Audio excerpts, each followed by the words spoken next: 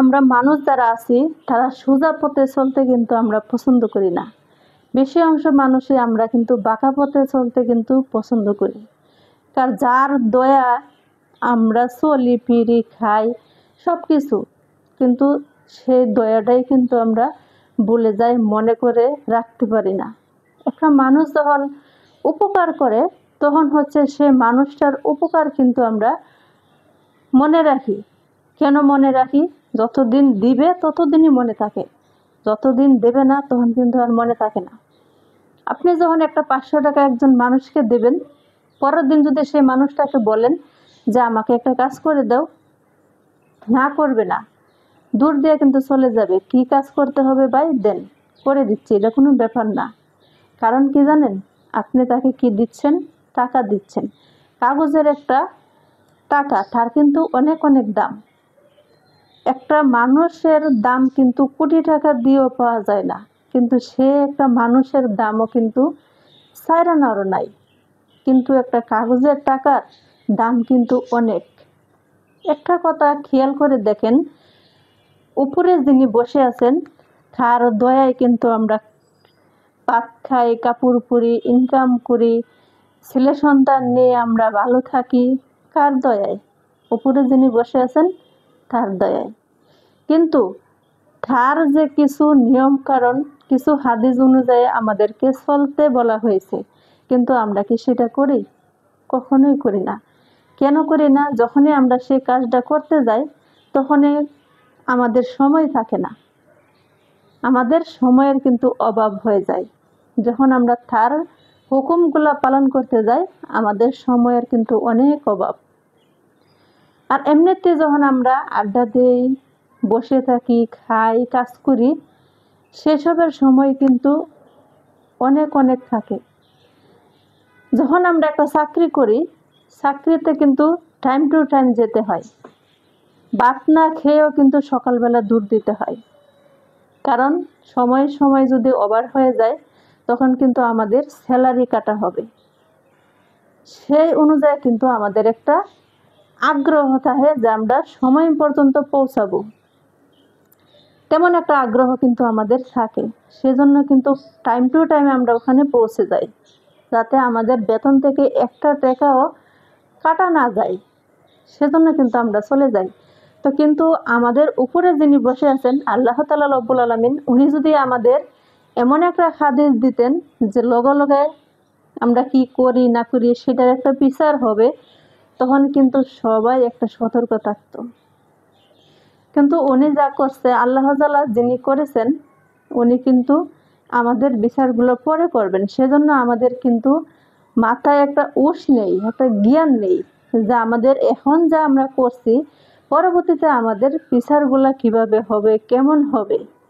মূলত আমরা এই বিচারের বার কি সইতে পারবো বা নিতে পারবো এমন একটা ধারণা কিন্তু আমরা নেই। যদিও আমরা জানি তারপরে কিন্তু মানি না। সেই আগ্রহটা কিন্তু আমাদের একদমই হারিয়ে গেছে। যেমন ধরেন, ইউটিউবে অনেক ভাই বোন কন্টেন্ট ক্রিয়েটর আছে, সবাই ভিডিও বানাচ্ছেন। ফেসবুকে আছেন অনেক কন্টেন্ট ক্রিয়েটর ভাই বোন, সবাই কিন্তু ভিডিও বানাচ্ছেন।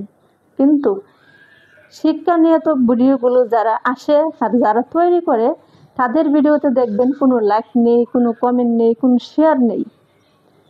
এই ধরনের ভিডিওগুলো যখন আসে ফেসবুক থেকেও টান দিয়ে চলে যায়, ইউটিউব থেকেও কিন্তু স্কিপ করে বেরিয়ে যায়। আর যখনই দেখবেন একটা নাচ গান আসে সেটা কিন্তু মনোযোগ সহকারে মানুষগুলো দেখে, লাইক করে, কমেন্ট করে, শেয়ার করে। তো একটা মানুষ যদি ভালো পর্যায়ে থেকে যখন সে চলতে পারবে না তখন কিন্তু সে বাধ্য হয়ে কিন্তু সে খারাপ রাস্তায় বেছে নেয়। একটা মানুষকে ভালো করতে একটা মানুষই কিন্তু পারে, তাকে ভালো পর্যায়ে রাখার দায়িত্ব কিন্তু কিছু কিছু মানুষের ক্ষেত্রেও থাকে। তখন সে মানুষটা চিন্তা ভাবনা করবে যে আমি যখন ভালো পর্যায়ে থেকে যখন আমি চলতে পারছি না তখন আমি ওই পথটাই বেছে নেই। তখন বেশি অংশ মানুষে কিন্তু ওই ডান্সের পথেই চলে যায়। কারণ এখানে থেকে তার পেটে কোনো ভাত জুটে না। আর বর্তমান যুগের অবস্থায় পেটে যদি কোনো ভাত না থাকে কেউ এক মুঠো ভাত তার মুখে তুলে দেবে না, এটাই কিন্তু নিয়ম। সেজন্য ইচ্ছা করে কিন্তু কিছু কিছু মানুষ ডান্সের পথে চলে যায়, নাচের পথে চলে যায়, গান নিয়ে চলে যায়। কারণ তাদের তো পেটে ভাত দিতে হবে, জোগাড় করতে হবে, সেজন্য যেভাবেই হোক তারা কিন্তু ওইভাবেই চলে যায়। তো চাইলে কিন্তু এইভাবে যদি এই ভিডিওগুলো যদি মানুষ দেখতো, যদি এভাবে চলতো, বেশি অংশ মানুষের কিন্তু এই পৃথিবীতে ভালো থাকতো, ভালো চলতো। যখন আপনি যে কাজটার মধ্যে উৎসাহ বেশি দিবেন, সেই কাজটাই বেশি অংশ চলবে, সে কাজটাই মানুষ বেশি অংশ করবে, এটাই কিন্তু স্বাভাবিক। যেমন ধরেন আমি এই ভিডিওটা বানাচ্ছি, আমার এই ভিডিওতে কেউ কোনো লাইক করবে না, কোনো কমেন্ট করবে না, কেউ শেয়ার করবে না। আমি কিন্তু ফেসবুকে কাজ করি আজ 1 বছর ধরে। আমি কিন্তু এ ধরনের ভিডিও কিন্তু দিয়ে আসি। আমার ভিডিওতে কেউ লাইক করুক বা না করুক, কেউ শেয়ার করুক বা না করুক, সেটা হচ্ছে তাদের ব্যক্তিগত ব্যাপার। ভালো লাগলে কেউ করবে, না লাগলে কোনো জোর নেই। কিন্তু আমি কিন্তু আজ পর্যন্ত কোনো ডান্সের ওইখানে যাইনি। আমার একটাই কথা থাকবে যে আমি এখান থেকে ইনকাম করি বা না করি, মিডিয়াতে থাকি বা না থাকি, যেভাবে করি, কিন্তু আমার এই অভ্যেসটাই কিন্তু থাকবে। আর আমি যতদিনই বেঁচে থাকি আমি এই ভিডিও বানিয়ে যাব। সবাই আমার পাশে থাকবেন, দোয়া করবেন। আর ভিডিওটা যদি আপনাদের কাছে একটু ভালো লেগে থাকে, লাইক কমেন্ট শেয়ার দিয়ে আমার পাশেই থাকবেন। ধন্যবাদ সবাইকে। আল্লাহ হাফেজ। পরবর্তী ভিডিও নিয়ে আসবো আপনাদের লাইক কমেন্টের উপরে। আপনারা অবশ্যই জানাবেন যে এই ধরনের ভিডিও আপনারা দেখতে চান কিনা, আপনাদের ভালো লাগে কিনা, অবশ্যই একটু কমেন্ট করে জানাবেন। ইউটিউব থেকে যারা দেখবেন, আমার হচ্ছে ইউটিউবের নতুন চ্যানেল, আমি ইউটিউব জগতে হচ্ছে নতুন, তো সবাই আমার চ্যানেলটা সাবস্ক্রাইব করে আমার পাশে থাকবেন। প্রতিনিয়ত কিন্তু এ ধরনের ভিডিও দেখতে পাবেন। আর মাঝে মধ্যে হচ্ছে আমি রান্নার ভিডিও দিয়ে থাকি।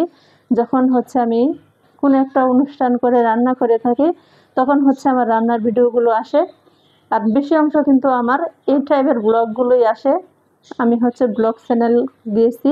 তো সবাই আমার পাশে থাকবেন। আজকের মতো বিদায় নিচ্ছি। টাটা, ভালো থাকবেন সবাই।